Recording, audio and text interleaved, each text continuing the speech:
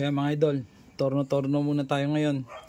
Pero malapit na dumating yung bagong makina ng CNC natin. So, ito yung kinonvert natin. Ordinary na 90cc block ng jug. Ayan. Air cooled, ginawa natin liquid cooled. Tapos ginamitan ng Alossi na head.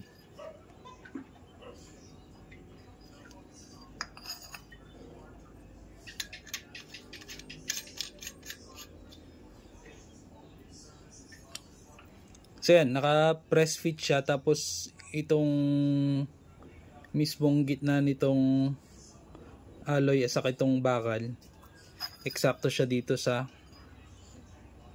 o-ring para iwas leak.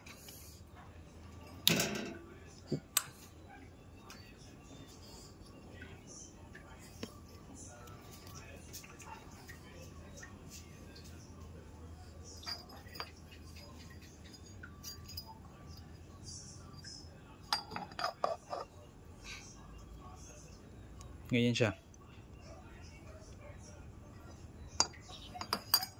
Oh, pero nakagalito siya kasi ito soba yung exhaust.